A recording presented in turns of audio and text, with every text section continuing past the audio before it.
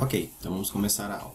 Então na sessão passada, a gente já viu como calcular, ou nas sessões passadas, a gente já viu como calcular uma potência inteira de um número complexo, por exemplo, z ao quadrado, z à quinta, z elevado a n de uma forma geral, né? Z elevado a menos 1 e assim por diante. Então nessa aula a gente vai introduzir o conceito de potência complexa, ou seja, se eu quiser elevar, por exemplo, um número complexo a outro número complexo alfa, por exemplo, i elevado a 2i, como é que a gente faz isso aqui? Tá?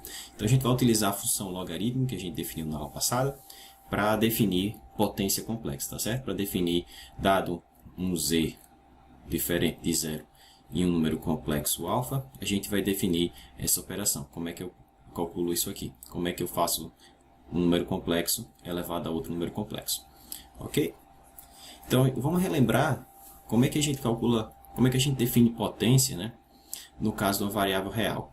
Então, relembre que se você tem um número real, x, dois números reais, x e a, onde x é maior que zero. E aí, se você quiser calcular x elevado a a, né, você pode calcular esse cara utilizando a seguinte identidade. Eu posso escrever isso como e elevado ao log de x elevado a, porque é exponencial real e o log real, uma é inversa da outra, né? E aí, propriedade do log, eu posso puxar esse a para cá. E aí a gente pode calcular isso dessa maneira, a vezes o log de x. Né? Por exemplo, se você quiser calcular raiz de 2 elevado a π, você pode fazer dessa maneira. É e elevado a π que multiplica o log de raiz de 2, mas log de raiz de 2 é a mesma coisa que log de 2 dividido por 2. Né? Então você pode calcular isso dessa forma. Então, baseado nessa ideia, a gente vai definir agora, a gente vai introduzir a definição de z elevado a alfa para alfa um número complexo. Tá bom? Então vamos lá, vamos ver como é que a gente vai definir. Bom, como eu chamei a atenção, se você tiver um caso real, você pode definir x elevado a a dessa maneira. Tá certo? Que se a for um número inteiro, recorre na definição que a gente já tinha. Então, com base na expressão acima, a gente vai definir z elevado a alfa da seguinte maneira. E elevado a alfa vezes o logaritmo de z. Tá certo? Essa é a definição. A gente vai assumir que z elevado a alfa se escreve dessa maneira. Tá? E aí aqui a gente tem algumas coisas para chamar a atenção. A primeira é que, como a função log é uma função multivalente, né? Para um mesmo z você tem infinitos logs correspondentes a ele, a função potência complexa, ou seja, z elevado a alfa, também vai ser uma função multivalente. Claro, isso se alfa for um número complexo em geral. Quando eu digo número complexo, na verdade, eu tenho que dizer o seguinte, quando alfa não é um número inteiro, né? Porque todo número inteiro também é um número complexo. Mas então, se alfa for um número inteiro, né? Então isso aqui não é mais multivalente. A gente pode checar isso, eu vou fazer essa checagem com vocês já já. Mas se alfa for diferente do inteiro, né? For um número complexo diferente do inteiro, então, em geral, por causa da função log, a função potência complexa, z elevado a alfa, é uma função multivalente. Tá? Então, por que no caso, se alfa for um número inteiro, essa expressão não é mais multivalente? É uma função normal, como por exemplo, se alfa fosse 2, você teria a função z ao quadrado. Né? E z ao quadrado é uma função univalente, é uma função que associa cada número no domínio, um único número no contradomínio. Por exemplo, o que z ao quadrado faz com o número complexo i? Ela leva i em i ao quadrado, mas i ao quadrado é menos 1. Então, z ao quadrado leva um cara no domínio em um único cara no contradomínio. Tá? Isso acontece porque aqui eu estou fazendo alfa igual a 2 e 2 é um número inteiro. Tá? Em geral, isso não é verdade. Em geral, a função potência complexa é uma função multivalente. Mas no caso, quando alfa é um número inteiro, vamos ver aqui, ó, supõe que alfa é um número inteiro. Então, com essa identificação, vocês vão ver que essa expressão aqui está bem definida no sentido de função. Né? Ela é uma função mesmo. Então, como é que a gente faz para verificar isso? Deixa eu mostrar primeiro a definição e embaixo eu vou fazer isso. Tá? Então, dado um número complexo alfa e um número real, e outro número complexo diferente de 0, z, então a potência complexa de z, ou seja, z elevado a alfa, é definida como eu falei para vocês mais acima. Z elevado a alfa vai ser definida como a exponencial de alfa vezes o log de z. Tá? E aí, vamos checar esse caso, né, que se alfa for um número inteiro, então essa expressão está bem definida no sentido de que ela é uma função. Né? Função no conceito de matemático, né? de função, que é um objeto que toma a cada cara do domínio, um único cara por conta do domínio, tá certo? Então, como é que a gente checa isso? Bom, então vamos lá. Então, vamos fazer aqui rapidamente isso. Então, z elevado a n, trocando o n por alfa aqui, tá certo? Na nossa definição aqui de potência complexa. O que a gente vai ter? Então, seria e elevado a n vezes o log de z, certo? Ora, mas isso aqui eu posso escrever da seguinte maneira, n vezes. Como é que a gente definiu na aula passada, na sessão passada, o log de um número complexo? Então, você vai fazer o log do valor absoluto dele, aqui é o log real, tá? Mais i vezes algum argumento de z. Tá certo? E se você substituir esse carinha aqui... Bom, outra coisa, eu posso escrever o argumento de z, como sendo o argumento principal, mas qualquer múltiplo de 2π, né? Argumento de z mais qualquer múltiplo de 2π. Por exemplo, 2πn, onde... Vou colocar k, porque eu já estou usando n. 2πn, onde n é um número... Perdão, k é um número inteiro. Tá? Então, eu posso escrever isso aqui melhor ainda. Posso escrever assim. Argumento de z mais 2π vezes k. Tá? Então, substituindo isso aqui, a gente vai ter e elevado a n, que multiplica log do valor absoluto de z. Isso aqui está bem definido, né? Porque isso aqui é um número real e o log do número real é um número real. Isso aqui só tem um valor. Tá? Mais i argumento de z. Isso aqui também está bem definido. Lembra que o argumento é um número único, né? Que está entre o intervalo menos π, π incluso. Tá bom? Então, esse cara é único, esse cara é único. O problema nessa expressão aqui de cima, que torna o log uma função multivalente, é justamente esse múltiplos inteiros de 2π. Né? Porque para cada k você tem um valor diferente aqui, então você tem infinitos valores associados ao log. Então, vamos copiar, vamos passar para cá esse termo aqui, tá bom? Show! Então, o que eu vou fazer? Só vou destrinchar essa expressão. Né? Esse vezes esse vezes esse de k. E a gente vai ficar o seguinte, z elevado a n, eu posso escrever como e elevado a n vezes o log de z, mais, então vai ficar n vezes i vezes o argumento, então, i vezes n vezes o argumento de z, e tudo isso aqui é único, está bem definido, tá? A ambiguidade vem desse outro termo agora, né? Que é n, que multiplica i, que multiplica 2πk. Então, i vezes 2πkn. É como para cada k eu tenho um valor diferente aqui, então em tese esse cara teria infinitos valores. Mas não é o caso quando o n é inteiro. Por quê, professor? Pelo seguinte, olha só. Então eu posso escrever isso aqui assim, ó. E elevado a n vezes log de z, mais i vezes n, argumento de z, e exponencial da soma é igual ao produto das exponenciais. Então eu vou tirar esse cara para cá, assim, ó. E elevado a i vezes 2πkn. E isso aqui é 1, pessoal. Por que, professor, isso é 1? Pelo seguinte, o que é exponencial de i vezes qualquer coisa? Bom, da forma de olha, é elevado a 2πkni. Isso é cosseno de 2πkni, perdão, n mais i sendo da mesma coisa, 2πkn. Ora, mas como k e n são inteiros, o produto de números inteiros é outro inteiro. Né? E o múltiplo inteiro de 2π, cosseno de múltiplo inteiro de 2π é sempre 1. E o seno de múltiplo inteiro de 2π é sempre 0. Tá? Então, no final das contas, isso aqui dá sempre 1. Tá certo? Olha só. Então, como esse termo é 1, como esse termo aqui é 1, que era o termo que dava ambiguidade para a gente, então, moral da história, z elevado a n vai se escrever assim, ó, quando n é inteiro, tá? E elevado a n vezes log do valor absoluto de z, mais i, n, argumento de z. Eu posso colocar esse n aqui em evidência, deixar ele assim mesmo, tá bom? E esse cara aqui a gente dá um nome especial, né? É o ramo principal do log, né? A gente pode escrever assim, e elevado a n vezes o log principal, né? Então, veja, esse cara está bem definido, porque o log principal é uma função univalente, e n aqui é um número bem definido, que é o expoente aqui. Tá certo? Então, quando alfa é um inteiro n, z elevado a n está bem definido, é uma função. Que a gente já tinha trabalhado é a função z elevado a n, tá certo? Então, para n, quando alfa, o expoente lá do z elevado a alfa, quando alfa for um inteiro, então z elevado a n está bem definido. É uma função univalente. Nos outros casos, não. Né? É uma função multivalente pelo fato da função log de z ser uma função multivalente. Tá? Que é essa observação que está escrita aqui embaixo. Ó. Em geral, z elevado a alfa é uma função multivalente por causa da função logarítmica. Tá? Mas Quando o alfa é um inteiro, o que a gente acabou de verificar é que z elevado a n é uma função univalente, ou seja, uma função no estrito senso da palavra, tá bom? Que é o que a gente viu lá em cima, tá certo?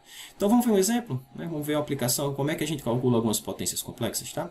Então vamos calcular i elevado a 2i e 1 mais i elevado a i, tá? Ok, então é só usar a definição. Então, vamos aqui para baixo. Então a primeira coisa é notar que eu posso escrever o número i. Olha só, onde é que está o número i aqui no meu plano complexo? Aqui o eixo real, eixo imaginário, e está aqui, ó, certo? I. Então, essa distância daqui para o eixo x é 1, né, que é o tamanho do cara, o seu módulo, né, ou seu argumento, perdão, o seu módulo ou seu tamanho. E o ângulo que esse cara faz aqui, né, esse ângulo aqui, é π sobre 2. Tá? Por isso eu posso escrever i dessa forma. O seu tamanho ou módulo é 1, né, e o ângulo lá, o argumento, é π sobre 2. Tá? Aqui, no caso, o argumento principal. O argumento mesmo, argumento de i, é π sobre 2 mais qualquer múltiplo inteiro de 2π. Tá? Então vamos primeiro fazer isso. Já está escrito aqui para a gente. Como é que foi definido a potência complexa? Como é que eu faço z elevado a alfa? É e elevado a alfa vezes o log de z. Tá? Então, i elevado a 2i, por definição, vai ser elevado a 2i, né? O 2i é o nosso alfa, tá? Vezes o log de i. Então, a primeira coisa é calcular o log de i. Depois eu substituo aqui, tá certo? Então, vamos fazer isso logo aqui embaixo. Então, como é que fica o log de i? Log de i, por definição, é o log do tamanho desse cara, né? Ou do seu valor absoluto, ou do seu módulo. É o log de 1, né? Que é o carinha que está aqui na frente, mais i vezes o argumento de i. Mas o argumento de i vai ser π sobre 2, como a gente já viu, mais qualquer múltiplo inteiro de 2π. Tá certo? Onde n aqui é um número inteiro. Bom, log de 1 aqui é o log real, tá certo? O log de 1 é 0. E aí a gente fica aqui o log de i é i que multiplica. Bom, aqui eu posso colocar, posso passar esse 2 multiplicando, vai ficar 4. Tá? Posso colocar o π em evidência que tem aqui, então vai ficar 4 vezes n, então 4n, mais 1 dividido por 2 vezes π vezes i. Tá certo? Então esse é o log de i.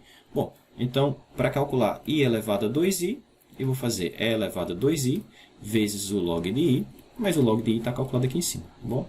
Então isso vai ficar e elevado a 2i vezes quem é o log de i? Bom, já está feito aqui, é só substituir. 4n mais 1 sobre 2 vezes π vezes i. Tá? Então, i ao quadrado é menos 1. Esse 2 vai cancelar com esse 2. Né? Então, moral da história, a gente vai ficar com e elevado a menos 4n mais 1 sobre 2 vezes π. Tá? Então para cada n tem um valor diferente, tá certo? Então, essas são as potências de i elevado a 2i. Tá bom? Deixa eu colocar aqui embaixo. Logo, i elevado a 2i é representada, né? É um conjunto, né? Conjunto de valores representado da seguinte maneira. E elevado a menos 4n mais 1 sobre 2 π, onde n é um inteiro. Tá certo? Para cada n tem um valor diferente para essa potência. Tá? Como eu falei, em geral, z elevado a alfa é uma função multivalente, né? Se alfa for diferente de um inteiro, como é o caso aqui. Tá? Esse cara tem infinitas potências, né? Para cada n, eu tenho um valor diferente para esse cara. Tá bom? De forma análoga, a gente faz o item B. Né? No item B, eu quero 1 mais i elevado a... Deixa eu dar uma olhadinha lá em cima. Elevado a i. Então, como é que eu faço esse cara? Como é que eu calculo essa potência? Por definição, é e elevado a i, que é o que tiver aqui, que é o nosso alfa, vezes o log de 1 mais i. Tá? Então, a primeira coisa, eu vou calcular o log de 1 mais i, depois eu substituo aqui nessa expressão. Tá bom? Então, para fazer isso, eu tenho que primeiro escrever 1 mais i na forma polar. Né? De novo, se aqui for 1 e aqui for i, 1 mais i é esse ponto. Como esse comprimento é igual a esse comprimento, esse ângulo aqui é π sobre 4. E essa distância aqui é raiz de 2, não é isso? Por isso que eu posso escrever ele dessa forma. Raiz de 2 vezes e elevado a π sobre 4. Ok, então como é que fica o log de 1 mais i? Vai ser o log do seu valor absoluto, ou seja, log de raiz de 2, mais i vezes o argumento de 1 mais i. O argumento principal de 1 mais i é π sobre 4. E o argumento desse cara é π sobre 4 mais qualquer múltiplo inteiro de 2π. Deixa tá certo? N, um número inteiro. Tá, então eu vou só organizar isso aqui. A propriedade do aqui é um log real, né? Então log de raiz de 2 é a mesma coisa que 1 meio de log de 2. E aqui eu posso colocar o π em evidência. Aí 2 vezes 4 aqui vai ficar 8. Vai ficar assim, 8n mais 1 sobre 4 vezes πi. Tá certo? Por fim, para calcular agora 1 mais i elevado a i, o que eu tenho que fazer é elevado a i que multiplica o log de 1 mais i. E isso vai ficar elevado a i que multiplica o log desse cara, né? Log de 1 mais i, está escrito aqui em cima. Então é só colocar aqui. 1 meio de log de 2 mais 8n mais 1 sobre 4 πi. Tá? Se quiser a gente pode simplificar um pouco mais. Eu posso escrever esse cara assim, ó. Esse cara vezes i, bom, é só colocar um i aqui na frente. Esse cara vezes... Esse i vezes esse outro i aqui vai dar menos 1, tá certo? Eu vou colocar esse cara logo na frente. Então vai ficar e elevado a menos, então 8n mais 1 sobre 4, né? Aí mais, agora vai ficar i sobre 2, né? I sobre 2, log de 2. Tá certo? Então, as potências de 1 mais i elevado a i são dadas por esses carinhas, onde n aqui é um número inteiro. Tá certo? Tranquilo. Então, da mesma forma que no caso para a função log de z, a gente definiu o log principal, né? A parte principal do log, né? O valor principal do log, a gente vai definir também o valor principal para a função z elevado a alfa, tá certo? E como é que a gente faz isso? Bem simples, z elevado a alfa foi definido assim, e elevado a alfa vezes o log de z. Então, se eu trocar log de z pelo log principal, né? Ou pelo valor principal do log, ou seja, se eu escrever agora z elevado a alfa como sendo e elevado a alfa vezes o log de z assim, com L maiúsculo, né? A gente sabe que esse aqui é uma função, isso aqui é uma função multivalente, esse cara aqui é uma função. Então, primeiro, z elevado a alfa agora vai ser uma função univalente, né? Ok? E mais à frente, bom, a gente vai ver que se eu restringir o domínio aqui, a faixa de valores onde o z, onde eu posso buscar esse z, da mesma forma que a gente fez para o log lá, cortando uma parte aqui do domínio, né? Utilizando esse corte aqui de ramo, vocês vão ver que a função z elevado a alfa ela vai ser analítica. E aí a gente vai ver mais à frente, lá no final da aula, como calcular a derivada de z elevado a alfa. Tá bom? Que a gente gostaria muito, né? Porque, qual é a derivada de x elevado a alfa, né? A gente, para calcular essa derivada, né, x real e alfa real, como é que a gente faz isso? Bom, x elevado a, né, que a gente mostrou no início da aula, é elevado a log de x, né? Se eu quiser calcular a derivada desse cara, a regra da cadeia vai me dar que a derivada dele vai ficar, bom, qual é a derivada da exponencial? Ela mesma. Qual é a derivada de a vezes log de x? Vai ficar e elevado a log de x, derivada da exponencial, vezes a derivada do dentro aqui, né? Qual a derivada desse cara em relação a x? Vai ficar 1 sobre x. Bom, cai um a, né? A vezes 1 sobre x. E aí a gente pode arrumar isso aqui ainda. Vocês vão ver que vai acontecer a mesma coisa para o caso complexo, tá certo? A gente pode arrumar isso aqui ainda da seguinte maneira. Isso aqui, por definição, é x elevado a a. Tem um a aqui na frente, né? Tem um x aqui embaixo. Isso aqui é a que multiplica x elevado a a menos 1. Tá certo? Então a gente vai mostrar que no caso complexo funciona da mesma maneira. Claro, se a gente fizer essa observação aqui. Tá bom? Então agora que a gente vai definir a função, como eu falei aqui para vocês, a função valor principal, ou na verdade, exatamente. Uma coisa que eu gostaria de chamar a atenção é sempre quando eu falo valor principal, ou função principal associada a uma função complexa, a gente sempre tenta utilizar a primeira letra maiúscula, né, para chamar a atenção. Por exemplo, a gente tem a função argumento, dizer, e a gente tem a função argumento principal. Esse aqui é uma função multivalente. Essa aqui é uma função univalente, né? A gente tem a função log de z, que é uma função multivalente, e a gente tem o log principal, é o valor principal do log, né? A gente tem a função z elevado a meio, e a gente tem a função raiz quadrada de z, né? Esse aqui é uma função multivalente, esse aqui é uma função univalente. Então, eu sempre tento colocar uma notação um pouco diferente. Para z elevado a alfa, né, não tem, né? Tá certo? Bom, alguns livros usam a seguinte notação. Deixa z elevado a alfa para a função multivalente e utiliza a seguinte notação. P.v, z elevado a alfa, para definir o que a gente vai chamar de valor principal, né? Aqui está escrito na ordem contrária, que é Principal Value em inglês, mas a gente pode escrever assim, VP, tá certo? Então, valor principal de z elevado a alfa. Então, isso aqui eu vou definir como sendo e elevado a alfa. Em vez de usar o log, a gente usa o log principal, ou o valor principal do log. Tá certo? A gente vai definir isso já já aqui embaixo. Ok. Então, primeiro vamos ver algumas propriedades que as potências complexas têm. Tá certo? Então, a gente gostaria muito que essas propriedades aqui, que são análogas ao caso real, fossem verdadeiras e são. Tá certo? Está listado aqui nesse teorema. Nosso teorema diz o seguinte, que se eu tiver dois números complexos, α1 e α2, então z elevado a α1 vezes z elevado a α2, isso é igual a z elevado a α1 mais α2. A mesma coisa serve para o quociente, né? Z elevado a α1 menos α2 vai ser z elevado a 1, α1 dividido por α2. E, em geral, pessoal, a gente vai ver mais à frente, que z elevado a alfa elevado a beta, em geral, é diferente de z elevado a alfa vezes beta. A gente gostaria muito de manter essa igualdade, né? Que no caso real a gente tem, mas no caso complexo não. A não ser que esse beta aqui seja um número inteiro, que é o que está escrito aqui, tá certo? Então, z elevado a alfa 1, por exemplo, elevado a n, é igual a z elevado a n vezes alfa. Mas isso só ocorre se o cara que está aqui, né, que aqui eu chamei de beta, for um número inteiro, tá certo? Isso a gente vai ver mais à frente. Mas se for um número inteiro, é tranquilo, isso aqui vale a identidade. Se não, vale a igualdade, né? Se não, não. Em geral, não. Tá bom? Então, eu vou fazer a verificação desse. Esse aqui termina que eu vou fazer a verificação mais à frente. E a outra fica como exemplo, tá? Como exercício para vocês. Ok. Então, vamos fazer essa verificação. Então, vamos calcular z elevado a alfa 1. Eu vou calcular z elevado a alfa 2 e vou multiplicar os dois caras para ver se dá z elevado a alfa 1 mais alfa 2. Tá bom? Então, como é que é? Qual a definição de z elevado a alfa 1?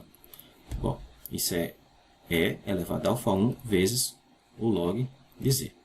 Ou ainda, e elevado a alfa 1, como é que eu calculo o log? É o log da parte do valor absoluto de z, mais i vezes algum argumento de z. Da mesma forma, eu faço z elevado a alfa 2, né? E elevado a alfa 2, eu vou colocar direto assim, tá bom? Que multiplica log de valor absoluto de z, mais i vezes argumento de z. Ok, agora vamos multiplicar esses dois caras. Tá? Vou fazer z elevado a alfa 1 vezes z elevado a alfa 2. Bom, eu vou ter o produto dessa exponencial com essa exponencial. E a gente já viu que o produto de exponenciais é igual ao exponencial da soma dos seus argumentos. Né? Então isso vai ficar e elevado a alfa 1 log de valor absoluto de z, mais i argumento de z, mais esse outro termo. Alfa 2 log de valor absoluto de z, mais i argumento de z. Ok? Bom, como esse cara repete aqui e aqui, eu posso colocar ele em evidência, então vai ficar alfa 1 mais alfa 2, certo? Então aqui embaixo eu posso continuar com o seguinte, deixa eu colocar mais para cá. Então é elevado a alfa 1 mais alfa 2, que multiplica todo aquele restante. Log de valor absoluto de z, mais i, argumento de z. Ok? Olha, mas por definição isso é o log de z, né? Então isso aqui ficou e elevado a alfa 1 mais alfa 2, que multiplica o log de z. Ahá! Isso aqui é a definição de z elevado a alfa 1 mais alfa 2. Não é assim? Z elevado a alguma potência complexa, como é que eu faço? Eu faço o exponencial dessa potência complexa vezes o log desse cara, que é o que está aqui em cima. Tá certo? Então, moral da história, logo, z elevado a alfa 1 vezes z elevado a alfa 2, sim, isso é igual a z elevado a alfa 1 mais alfa 2. Tá certo? As outras eu deixo para vocês verificarem.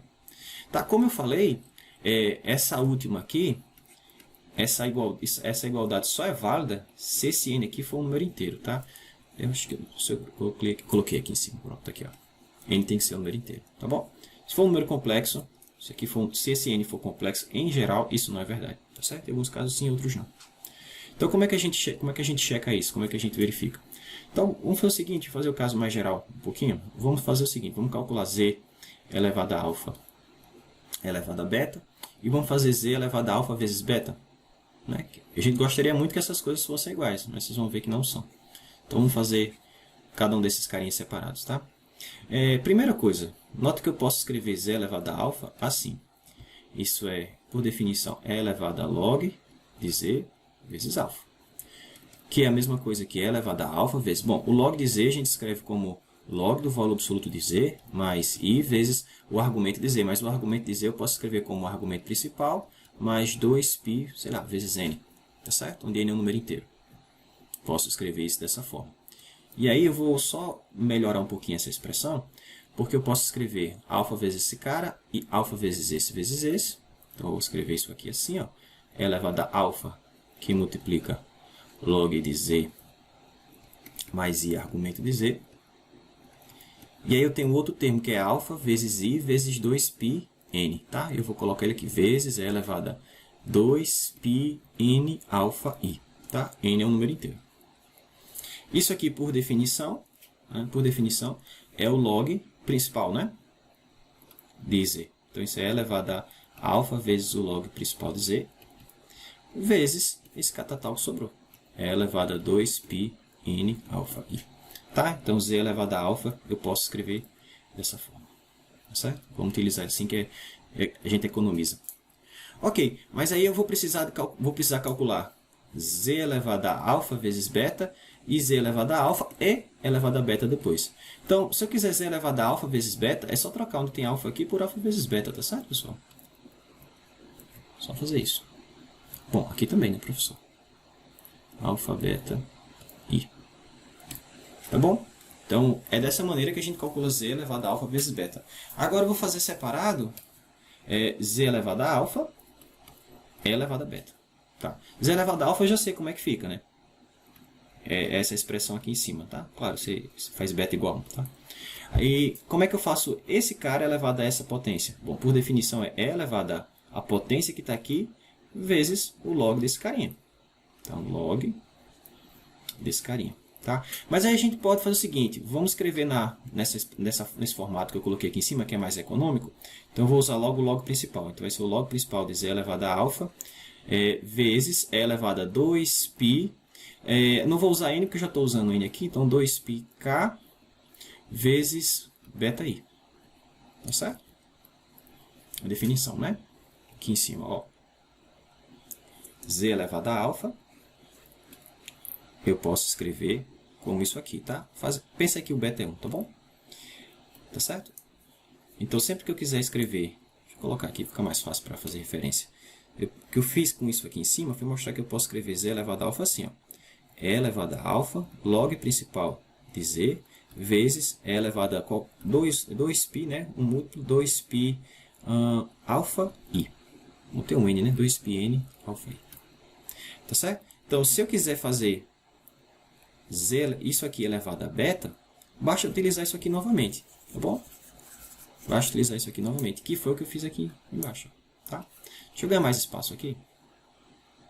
Já vai aparecer um texto aqui embaixo. Deixa eu ganhar mais um espacinho aqui. Pronto. Acho que foi. Ok. Então vamos lá, vamos continuar esse cara. Eu vou só abrir esses termos e vocês vão ver que dá diferente do que está aqui em cima. Tá certo? É só isso, é só fazer essa checagem. Ok. Então isso aqui vai ficar como? Vai ficar E elevado a beta, que multiplica, bom, o log principal de... Como é que eu escrevo Z elevado a alfa? Novamente, Z elevado a alfa eu posso escrever como E elevado a alfa, log principal, né? Foi o que a gente acabou de ver aqui em cima. Log principal de Z vezes E elevado a 2π alfa N I. Tá bom? Vezes esse carinha que já tinha, tá bom? Não esquece dele não. E elevado a 2π k p I. Agora eu vou só abrir essas expressões. A gente sabe que log do produto é o log da soma, né? Então vamos abrir mais um pouquinho aqui. Então isso aqui vai ficar E elevado a beta, log de... Deixa eu colocar aqui assim.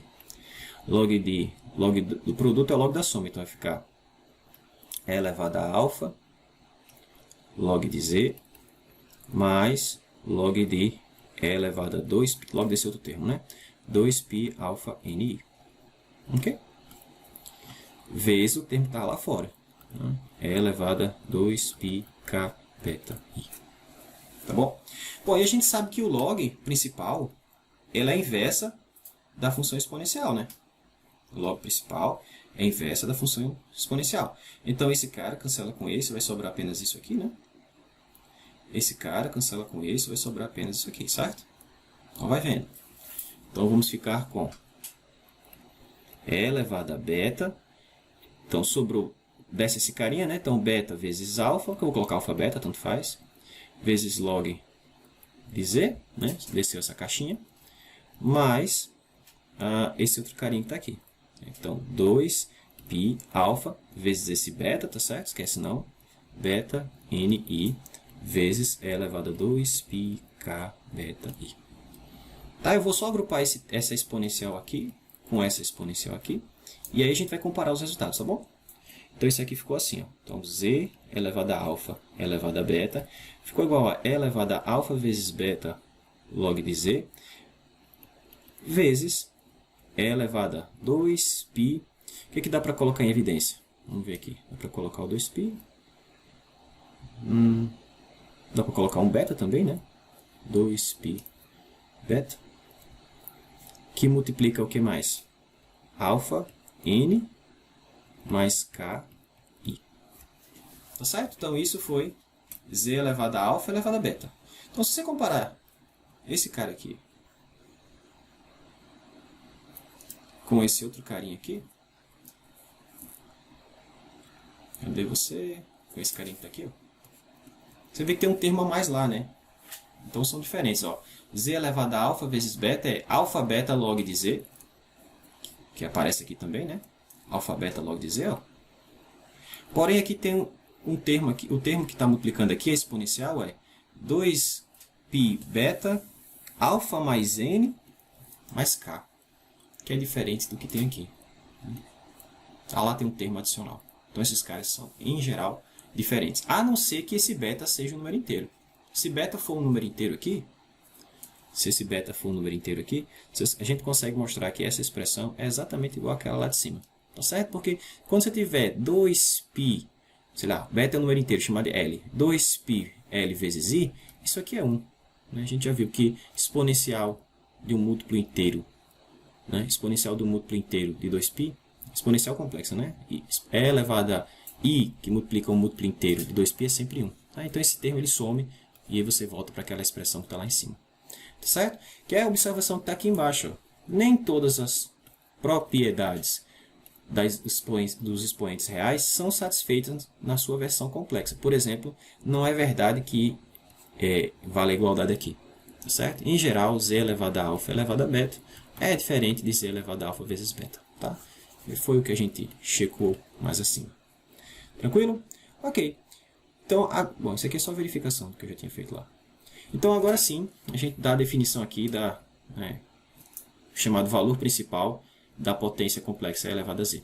Tá? Alguns livros, como eu falei, colocam essa notação aqui na frente para dizer que esse símbolo aqui refere-se a esse carinha. Tá certo? Porque, claro, se eu escrevo isso igual a isso, você está vendo que eu troquei lá o log de z pelo log principal, né? Mas se eu tiver no meio do texto e escrever z elevado a alfa, você não sabe que versão eu estou falando. Se eu estou falando dessa versão ou dessa versão, né? Estou falando dessa versão multivalente ou desse ramo da função. Né? Então, alguns livros colocam na frente esse termo VP para chamar a atenção que eu estou falando do valor principal, que é definido dessa maneira. Tá bom? E aí vamos calcular o valor principal de algum número, né? Na verdade, de algum expoente complexo, exponencial, de alguma potência complexa. Tá? Então, vamos fazer isso aqui nesse exemplo. Deixa eu só organizar aqui, ficou bagunçado. Pronto. Então, vamos determinar o valor principal, determine o valor principal dessa potência complexa aqui. Tá? Menos 3 elevado a i sobre π. Tá bom? Então, outra coisa, uma forma rápida de você chegar nesse resultado aqui, você calcula esse cara, né? E lá na expressão vai aparecer um n inteiro, né? Que vem lá do argumento, você faz n igual a 0. Tá bom? Vocês vão ver isso agora. Vamos lá. Ok. Então, a primeira coisa é sempre colocar o carinha na forma polar. Tá? Então, você tem o menos 3 aqui, né? Que você quer elevar essa potência, vamos colocar ele na forma polar. Onde é que está o menos 3? Né? O menos 3 está aqui, ó. Qual é o tamanho dele? Qual é o módulo dele? É 3, né? Que é essa distância aqui. Que ângulo é esse aqui? É π. Tá certo? Por isso que eu posso escrever menos 3 assim. Tá bom? Ok. Agora, para calcular menos 3 elevado a esse número complexo, né? I sobre π, primeiro eu tenho que calcular o log de menos 3, né? Então, vamos lá. Então, o log de menos 3, como é que fica? É o log do valor absoluto dele, ou seja, log de 3, mais i vezes o argumento. Mas quem é o argumento de menos 3? A gente já viu que é π, né? Mas é π mais qualquer múltiplo inteiro de 2π. Tá, mas como... Bom, n aqui pode ser qualquer inteiro. Como a gente quer o valor principal dessa potência complexa aqui, dessa menos 3 elevado a i sobre π, aqui na definição eu preciso que esse cara seja o log principal, né? E aí, para ser o log principal, ou o valor principal do log, basta eu fazer n igual a 0 aqui. Tá certo? Foi isso que eu comentei há pouco. Então, se eu fizer n igual a 0, esse cara vai ficar apenas log de 3 mais π vezes i. Tá bom? Eu faço n igual a 0 aqui. Isso me dá o argumento principal e, portanto, me dá o log principal. Show? Portanto, temos o seguinte. Então, menos 3 elevado a i sobre π, acho que é isso que ele está pedindo para a gente calcular, exatamente. Isso vai ficar e elevado a i sobre π, que multiplica o log principal de menos 3. Mas o log principal de menos 3 a gente calculou aqui em cima agora. Então vai ficar elevado a i sobre π vezes. Olha que tem tracinho demais aqui. Vezes. Como é que ficou o log principal? Ficou log de 3 mais π. Então, log do número 3, log real, né? Mais i vezes π. Tá, você pode deixar assim ou mexer um pouquinho mais nessa expressão e escrever ela assim. Ó. Isso é elevado a... Bom, i vezes i dá menos 1. π vezes 1 sobre π dá 1. Então, o primeiro termo, né? Que vai ficar esse com esse, perdão. Vai ficar como? Vai ficar menos 1, né? Tá certo? Porque vai ficar i vezes i, que é o quadrado é menos 1. E aí vai ficar menos 1 vezes π, dividido por π, dá menos 1. E o outro termo vai ficar mais i sobre π log de 3. Tá bom? Aqui ainda posso escrever assim, ó. E elevado a menos 1 vezes e elevado a i sobre π, ou i log de π sobre 3. I log de 3 sobre π. Ah, e se você quiser, pode usar a fórmula de Euler aqui para reescrever esse cara em termos de senos e cossenos. Se você quiser saber o valor disso, aí você pode escrever isso assim, ó. E elevado a menos 1. E aí que vai colocar aqui assim. Cosseno de isso tudo aqui, né? Ou seja, log de 3 sobre π, mais e seno da mesma coisa. Seno de log de 3 sobre π. Tá bom? É só jogar na calculadora, aí você vai ter quanto é que vale isso aí. Tranquilo? Show de bola! Então, como eu tinha falado anteriormente, como a função log, a função valor principal do log, né, não é contínua no plano complexo perfurado, né, menos a origem, então esse cara também não é contínuo. Mas tem uma maneira de tornar, existe várias, né, mas a gente viu na aula passada uma maneira de tornar a função log principal numa função contínua. Então a ideia foi a gente deletar a origem e esse raio aqui, né, que corresponde ao intervalo menos infinito até zero. Menos infinito, fechado, zero. Então, se você pegar o conjunto dos números complexos e deletar dele isso, o log principal, você ganha um ramo do log principal, onde esse cara agora é uma função contínua. E analítica, né? A gente viu na aula passada que é contínua e analítica. Ou analítica, e por causa disso é contínua. Ok? Então, se eu fizer a mesma coisa para o domínio de z elevado a alfa, como a exponencial é uma função contínua, esse cara vai ser uma função contínua, composta de duas funções contínuas, ainda vai ser uma função contínua. Na verdade, como e elevado a z é uma função inteira, e esse cara é uma função analítica, a composição de duas funções analíticas ainda é analítica, eu posso calcular a derivada desse cara. Tá? Desde que eu vá lá no domínio dele e delete isso aqui. Ó. Tá? Então, utilizando esse corte de ramo aqui, para a função, para o valor principal de z elevado a alfa, a gente vai ter esse ramo, e nesse ramo, né, ela é uma função analítica. Tá bom? Porque é a composição de duas funções analíticas. Tá? Então, o que eu estou dizendo é o seguinte, se a gente deletar isso aqui, do domínio de z elevado a alfa, a gente vai ter agora uma função analítica. Tá? Então, utilizando o mesmo corte que a gente utilizou para a função log, ou seja, se eu restringir os meu z nessa faixa aqui de valores, né, a gente vai ter agora que z elevado a alfa vai ser uma função analítica. Né? E esse ramo a gente chama de ramo principal. Né? Essa escolha a gente chama de ramo principal. Tá certo? Lembre, de novo, z elevado a alfa é uma função multivalente, de forma geral. Como é que eu posso torná-la uma função de verdade, né? Uma função no estrito senso. Eu faço o seguinte, eu restringo, eu escolho um dos possíveis, porque como ela é uma função multivalente, para cada z ela associa infinitos caras, né? Então eu vou fazer o seguinte, eu vou escolher um desses caras para cada z. Então para esse z eu escolho esse, para um outro z eu tenho mais outras possibilidades. Eu escolho outro cara, né? Então eu faço isso de uma forma consistente. Né? E aí quando eu faço isso, essa escolha chama-se um ramo da função. Né? Lembra, um ramo é uma função que é analítica, né? E toma os mesmos valores que a função principal, né? A função multivalente principal. Tá?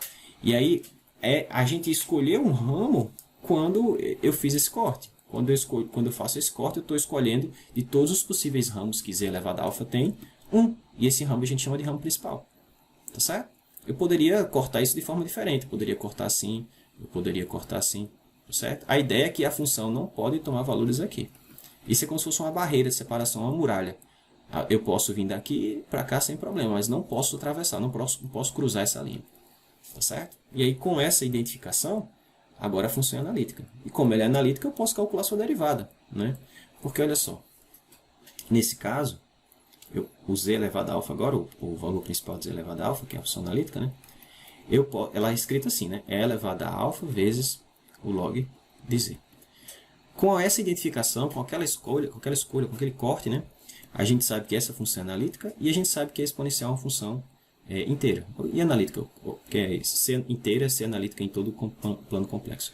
Então, a composição de duas funções analíticas é uma função analítica. Então, eu posso utilizar a regra da cadeia para calcular a derivada desse cara. Então, a derivada de z elevado a alfa, nessa situação, vai ser a derivada do de dentro, né, vezes a derivada externa vezes a derivada interna. Né? Da regra da cadeia, a gente vai ter o seguinte. Então, a derivada exponencial vai ser ela mesma, né? Então, vai ficar e elevado a alfa vezes log de z, vezes a derivada de dentro. A derivada de dentro sai esse alfazinho, né? Vezes com a derivada de log de z. Bom, naquela escolha, naquele ramo, é 1 sobre z. Então, vezes 1 sobre z. Não é isso? Ó, mas eu posso escrever isso aqui ainda assim, ó, a alfa que multiplica. O que é esse carinha aqui? Por definição, é z elevado a alfa. Né? Então, isso é alfa, que eu já tinha, vezes z elevado a alfa, dividido por z, aqui embaixo. Tá? E a gente já viu que z elevado a alfa dividido por z elevado a beta é a mesma coisa que z elevado a alfa menos beta. Tá certo? Então, eu posso subtrair o 1 que tem aqui, desse alfa que está aqui em cima, e escrever esse cara como alfa que multiplica z elevado a alfa menos 1. Tá certo? Então, vale o que a gente já conhece lá para o caso real. Né? Vale a lei da potência. Né? Se você tem x elevado a alguma coisa, se você for derivar esse cara, cai a coisa, né? E fica a coisa menos 1. Tá certo? Ainda é válido no caso complexo também. Claro, com aquela ressalva, com aquela escolha do ramo. Tá certo? Show de bola. Então, vamos testar isso aqui. Vamos treinar isso aqui. Né? Vamos fazer um exemplo onde a gente calcula a derivada de alguma função aí, potência complexa em algum número, tá? Em algum valor, em algum C complexo dado. Ok, então para terminar vamos fazer esse exemplo. Vamos calcular a derivada de z elevado a i, né, dessa potência complexa, z elevado a i, quando z for 1 mais i. Tá bom? Show de bola. Então vamos lá, vamos começar. Então vamos calcular d dz elevado a i. Tá? Então, aqui, obviamente, se eu estou calculando derivada, eu estou assumindo que foi escolhido para mim algum ramo, e sempre que puder eu vou escolher o ramo principal, né? Que é aquele que a gente definiu aqui acima. Então, com aquela escolha, esse cara é uma função diferenciável, né? Uma função analítica. Como é que eu derivo? Basta baixar o i, né? E aí em cima vai ficar z elevado a i menos 1. Só isso. Tá? É só isso. Ora, mas agora eu quero calcular isso quando z for 1 mais i. Então, onde tiver z nessa expressão, eu vou substituir por 1 mais i. Tá? Então, tem z aqui. Então, isso vai ficar i, que multiplica 1 mais i, elevado a i menos 1, não é isso?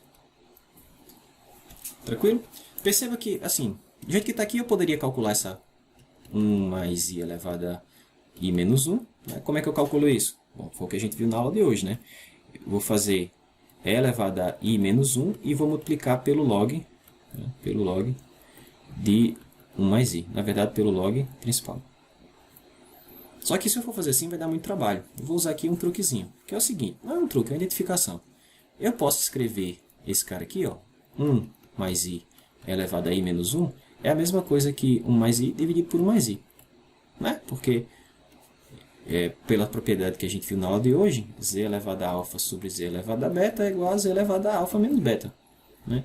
Então, quando eu tenho isso, eu posso voltar para esse quociente, olhando para esse cara dessa forma aqui, né? Certo? Show de bola. Então, com essa identificação, isso aqui a gente simplifica mais rápido.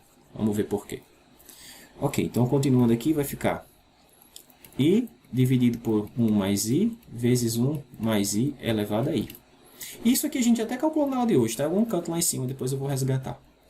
Ora, mas esse i dividido por 1 mais i eu posso simplificar também. I dividido por 1 mais i, eu multiplico pelo conjugado em cima e embaixo. É 1 menos i e 1 menos i, né?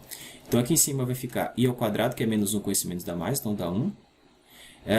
1 mais i, né? Em cima, tá certo? Porque vai ficar i vezes 1. E embaixo eu vou ter esse cara, é um número vezes seu conjugado, né? Como é que eu faço isso? É a parte real ao quadrado mais a parte imaginária ao quadrado. Então vai ficar 1 ao quadrado 1 mais 1 ao quadrado 1 é 2. Tá certo? Então eu posso substituir essa expressão aqui por 1 mais i sobre 2. Tá bom?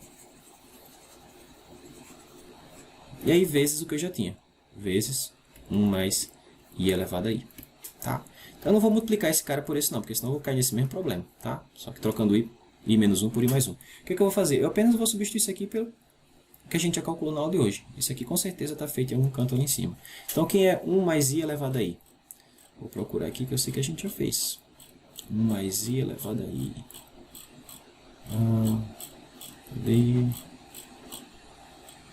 Tá aqui, foi o item B, né? 1 mais i, tá aqui, ó.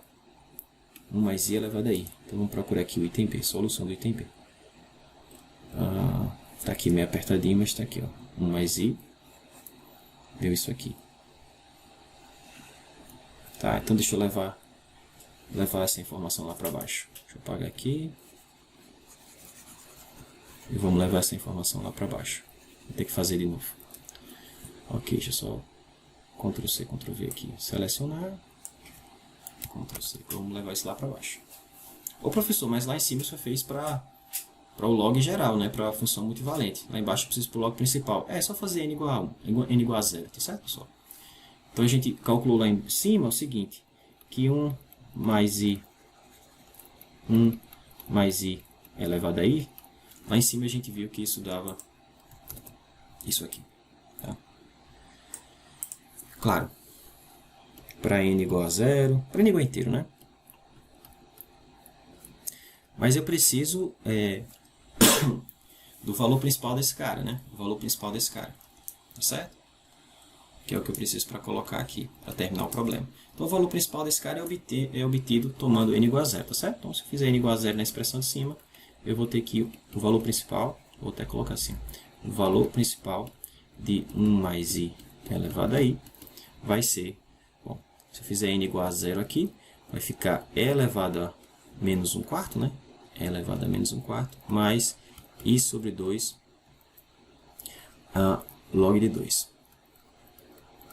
Certo? Agora é só substituir essa informação aqui.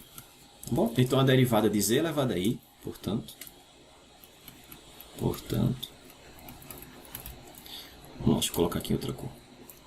Então a derivada de z elevado a i quando z for 1 mais i é exatamente esse termo aqui que já tinha, multiplicativo, né? 1 mais i sobre 2. 1 mais i sobre 2 vezes esse termo aqui que a gente calculou agora, ou que a gente já tinha calculado, 1 mais i elevado a i, né? Que é o que aparece aqui, que a gente viu que se escreve assim. Então, vezes e elevado a menos 1 quarto, mais i sobre 2 log de 2. Você pode deixar assim, ou se você preferir, pode novamente utilizar a fórmula de Euler para quebrar esse carinha. Eu deixaria assim, mas se você quiser mexer um pouco mais, você pode escrever 1 mais i sobre 2, que multiplica e elevado a menos 1 quarto, né, que é esse cara. Aí agora vezes cosseno de log de 2 sobre 2, mais i seno de log de 2 sobre 2. Ok? E se você quiser mexer um pouco mais, você pode multiplicar esses carinhas, né? E você vai ter um resultado aí, é o mesmo resultado, só que escrito de uma maneira diferente. Tranquilo? É isso. Então, na próxima aula, na próxima sessão, o que a gente vai fazer é utilizar a função exponencial complexa e a função log complexo para definir, na verdade a gente vai utilizar primeiro a função exponencial complexa para definir as funções trigonométricas, seno e cosseno, né? Cosseno de z, seno de z, e as hiperbólicas, cosseno hiperbólico de z e seno hiperbólico de z. Claro, quando eu defino cosseno e seno, a gente define todos os outros carinhas, né, que derivam dele, por exemplo, tangente, cossecante, secante, né, cotangente, e a mesma coisa, a mesma observação para cá, né, para o seno e cosseno, para o seno hiperbólico, cosseno hiperbólico, a gente tem as funções hiperbólicas, seno hiperbólico, tem também, bom, temos tangente hiperbólica, cotangente hiperbólica, secante hiperbólica, né? Então a gente vai fazer isso na próxima aula e ver as propriedades que essas funções têm, né? As propriedades análogas a que a gente tem no caso real, mas vão aparecer coisas que não existiam no caso real. Por exemplo, no caso real a gente sabe que o cosseno, né, é uma função limitada entre menos 1 e 1, e o mesmo vale para o seno. Mas no caso complexo, vocês vão ver que essas funções são ilimitadas. Tá? Mas isso a gente vai ver na próxima aula. Beleza? Vou ficando por aqui. Na próxima aula, na próxima sessão, a gente vai introduzir essas funções.